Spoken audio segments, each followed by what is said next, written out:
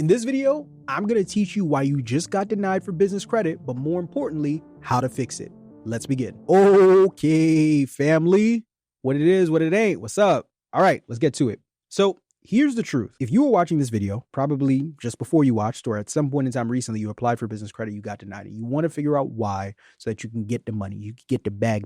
And that's what we're going to do in this video. Now, here's the truth. Most people, especially right now, are applying for business credit and not taking time to understand what banks truly care about. And that's exactly why a lot of you guys are DMing me, commenting under statuses and posts and YouTube videos talking about, but I have a 700, but I have a 750. Marv, I have an 800. It can't be. Oh, it can. It can, Rodolfo, and it is. Now, what is going on? Why is it that you got denied? Usually there's a couple of different reasons why you got denied, okay? The first one may be that, and the biggest one, your personal credit may be weak. Now, for people who have a 700 credit score, you may hear that and think to yourself like, but I have the number that I hear everybody on social media talking about. How is it that my personal credit is weak? When you're applying with lenders, they don't care about your credit score. As shocking as that may sound, they care about your credit profile. The difference is you could have a great credit score, but have a poor credit profile. But if you have a great credit profile, a good score is always going to follow. So most of you guys are just looking at the score. You got one authorized user that's connected to your auntie's Capital One card from 10 years ago, and you think you balling. She balling. You not. So it's important for you to understand that when it comes to having a properly structured personal credit report, no late payments, no charge-offs, or no collections, and of course, making sure that everything on there is attractive to lenders, which we're going to talk about in a second. The next reason may be just that your business is poorly structured. Okay. You have an LLC, but you don't have a business, which is another message I get all the time. Like, Marvin, I have a business. Like, no, you have paperwork for an LLC, but that's not enough to put you in position to get access to funding, because banks want to see that you have an EIN. They want to see you have a business address, a phone number, email, website, all of these things that make you look attractive, but more importantly, make you look like a legitimate business that banks want to work with. I think people forget Chase is working with multi-billion-dollar industries every single day. Bank of America, Wells Fargo, working with multi-billion-dollar industries every single day. So you think you finna take this LLC that you made 42 seconds ago, walk in there and be like, can I get 50,000 please? It doesn't work like that. Like it's just not gonna happen. The third reason why you may be getting denied is that you have no relationship with the bank. So you found a bank that everyone was talking about on Instagram. You went and applied for funding, and you skipped the part where you're supposed to build a relationship to show them that you're not just trying to get money today and bounce tomorrow, and they don't trust you. So as a result, you applied and got denied. But once again, we want to go ahead and fix that here on this recording. Now, let's talk about what banks are actually looking for. You understand they're not looking for score. They're not just looking for an LLC. They're not looking for somebody who's going to be here today and gone tomorrow and just trying to get a quick fix funding hack, right? So what are they looking for? Well, number one, banks are looking for a strong personal credit report, not score, port. That means they want you to have 100% payment history. That means they want you to have 3 to 5 plus credit cards with at least a $5,000, really like a $7,500 limit or higher. That means they want your utilization to be below 10%.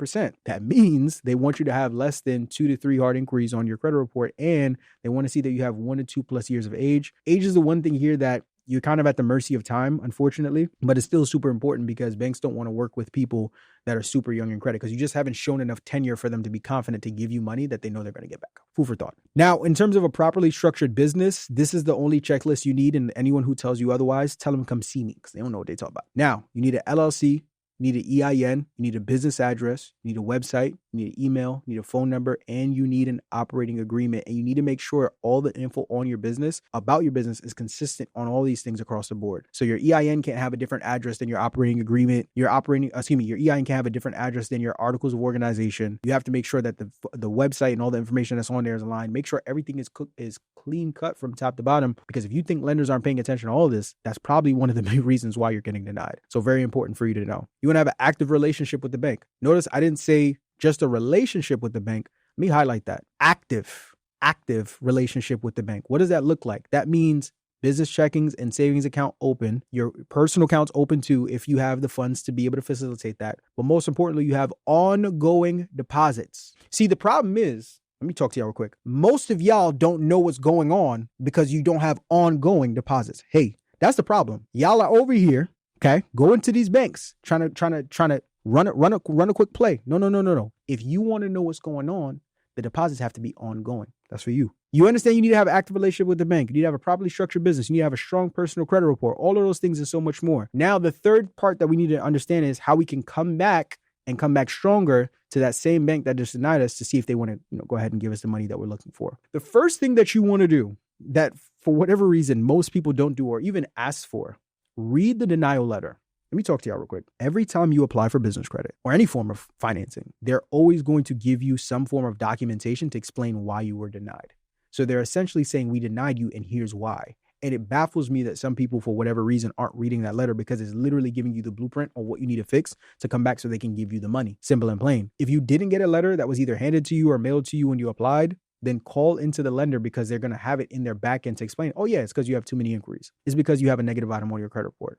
We don't really have a relationship with you. So it's kind of just, we don't feel too comfortable. Like, they're going to tell you why, because banks want to give you money. I promise you, it is not a secret society that has all the capital you're looking for. If you need 50 to 100K, you can get it, but you need to make sure you're positioned properly. And the banks are going to tell you why you're not positioned properly, so you could turn that denial into an approval. Understanding that, getting that info, then from there, you want to fix whatever the issues are. Now, if it's your personal credit, my go-to laws that I normally try and advise individuals on to clean their credit up, 15 USC 1681 EB, which pretty much is referencing the Fair Credit Reporting Act, saying everything on your report should be 100% accurate. The next one is 15 USC 1681 I5A, which pretty much says that inaccurate or unverifiable info must be corrected or deleted. You use those laws, dispute them, use ChatGPT to create dispute letters around those laws, dispute with them over 60 to 90 days. And then while you're doing that, you're rebuilding by adding two credit builders, let's say Kickoff, Tomo, Rent Reporter, Self Lender. And you're also getting 3 personal credit cards. The 3 I would recommend: the Amex Blue Cash, the Apple credit card. If you're not an Apple user, get the Discover It cashback card. And then for the third one, you could do the Built MasterCard, which is a really great card, right? And you're going to let those sit on your credit report for about 4 to 6 months, give or take. Now, after you do that, you want to make sure that your business structure is set up. Please screenshot this. These are different websites that you guys could use to go ahead and set your business up correctly. So you can get your business address from Regis. You can get your email and phone number from Google, website from Fiverr or Upwork, right, from a contractor overseas. Don't have to pay a lot of money. EIN from the IRS. And you can get your operating agreement from rocketlawyer.com. You check off these boxes, along with having the personal credit report you need, you're starting to head in the right direction, but you're not all the way there yet, because the next step is you want to build a relationship with the bank. What does that look like? You want to open a business checking and savings. You want to make deposits. You want to keep small but consistent account activity for 4 to 6 months. Now, if you're a big baller, shot caller, 28-inch rims, or whatever the guy said in the song, you can put more, but if you cannot, then, put what you can to keep your account consistent. From there, you then want to create a funding strategy. Okay. When it comes to your funding strategy, is super important. The first part of your strategy is you want to make sure that you have a plan. So do not apply for funding without a funding purpose. You need to know why you need the money, what you're going to use the money for. Can you take care of the money? Take care of the money you're about to borrow if everything goes under. So it's not, I need 20K. It's, I need 20K for payroll, operations, or marketing. This is how I'm going to invest it. This is how I'm going to get my money back. If I don't get my money back by this time, I know I'm prepared to go ahead and pay these people this money that they done loaned me. Otherwise, Chase going to be knocking at your door. You finna be knocking at my door, and I ain't answering. Next, strategy number 2 is you want to choose the right card. Right. So for people who are applying for business credit the first time, I would recommend starting with a lower tiered 0% APR card, because you're going to give, depending on where you're applying, you're going to give yourself 12 to 18 months to be able to borrow the money debt free, to where you're making minimal payments interest free, where you're making minimal payments without having to pay anything extra on top. Unless you know it's for you, skip the flashy rewards of like the 2.5% back on travel. Like, you don't really need that unless you know for sure it's going to actually help you. The third strategy is I want you to apply in branch, right? Not online. When you apply in person, you have somebody that's pushing your application directly to underwriters. When you're doing it online, essentially you are not only slowing down the amount of time it'll take you to get to approved, but you're decreasing the likelihood, because it's very different when you're submitting the application and, enter on your MacBook at home versus when you have a banker submitting an application and they are and they're able to communicate directly with the people who handle the underwriting. So very important. And the fourth part of the strategy is you want to create a funding sequence. So I've made countless videos about this. I actually link one of them in the description if you guys want to learn more about what a funding sequence is. But in short, it's a strategy that you can use to create a list of banks that keeps your personal credit inquiry count low and maximizes how much capital you get access to. So instead of going to 3 banks that all pull from Equifax, you go to one that pulls Experian, one that pulls TransUnion, and one that pulls for Equifax, because that'll protect your score and allow for you to maximize on approvals. Okay. If you follow this strategy to a T, let me know in the comment section below, after you spin the block back with that lender, if you were able to get approved, and if so, how much you got approved for. But as always, family, that is all for this video. As always, if you guys are interested in learning more about how you can get access to 50 to 100K in funding, I host a free masterclass every single week, and I want to see you there. If you want to secure your seat, go ahead and click the link in the description to learn more. Or let's say you have some credit issues, you want me and my team to go ahead and take care of that, head over to takeoffinancial.com. That's takeoffinancial.com, where the link to sign up for a free consultation will be in the description below.